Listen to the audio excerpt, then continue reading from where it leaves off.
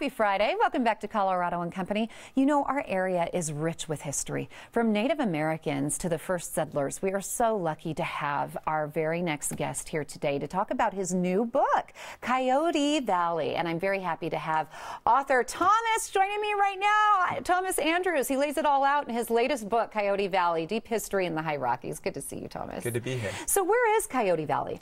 It's in the it's inside of Rocky Mountain National Park at the headwaters of the Colorado River, north of Grand Lake. And what is Coyote Valley? Why is it so important? Well, in some ways it's not actually a particularly important place, and that's actually what I think is so interesting about it. It's quite an ordinary place, and yet in the book I go into you know, this sort of fascinating, very long history of the valley and how people and nature have shaped each other in this place. Look how beautiful those pictures are, too. Now, you mentioned certain people helped shape the area. Tell me about those people. Yeah, so Coyote Valley's been inhabited for about 13,000 years. And so in the book, the first part of the book looks at native peoples. And you know, the valley has a long native history, really culminating in the Utes. And nobody really knows for sure how long the Utes lived in the valley, but for hundreds of years, possibly for thousands of years. And then the next major group of people in the valley were American settlers, you know, miners, ranchers, homesteaders. In the late 1800s, started coming up into the valley and trying to make it home. It didn't really work out that well for most of them, and by the early 20th century, part of the valley became included within Rocky Mountain National Park. Interesting. Yeah. Any events or maybe people that surprised you while doing research? Yeah, there were so many, but I think the people that I really think about are the Holtzworth family. And this is a family of German immigrants. They had been living in Denver for about 20 years, and Papa Holtzworth, John Holtzworth Sr., ran a saloon on Santa Fe Boulevard, but then Colorado voters enacted prohibition. And so as a saloon keeper, he had to get out of, you know, he had to close up his saloon and find something else to do. And Papa Holtzworth had always had this sort of romantic vision of the American West. He'd wanted to be a rancher all his life. He tried previously and failed. And so Papa Holtzworth, this is in 1916, 1917, loads up the family into a car, and they drive up into the Comanche Valley, which is what most people know Coyote Valley as.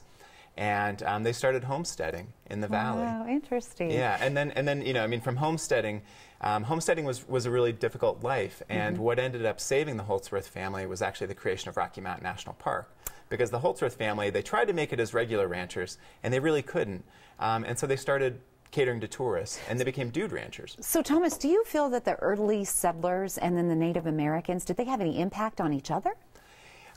Yeah, all sorts of impacts. I mean, probably the most significant is that as American settlers started coming into Colorado, and especially into the Colorado High Country, life got more and more difficult for the Ute people, for the northern Ute bands that mostly inhabited the Comanche Valley. Okay. One of the surprising things to me in the book, though, is that the Utes were actually doing very well. They adapted in all sorts of ways to American settlement. And by the late 1870s, a lot of white Coloradans were actually getting fearful that the Utes would actually stick around. And there's this growing clamor. Denver newspapers started carrying this sort of banner that said the Utes must go.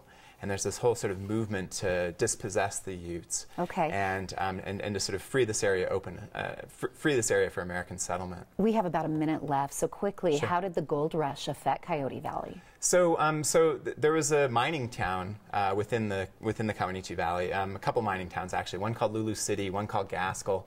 These are places that these people fastened all of these hopes and dreams to, but there just wasn't enough gold there. And so there was this sort of brief period of settlement. But you know, the gold rush basically failed within the valley. But what it set in motion was it started making the valley known to people, and in particular the sort of the beauty of the valley. To bring the awareness, and it is gorgeous. I really want to encourage you to pick up his book, Delve into History with Thomas G. Andrews, Coyote Valley, Deep History in the High Rockies. It's now available in bookstores, or you can get it online. Wonderful book. You should read it.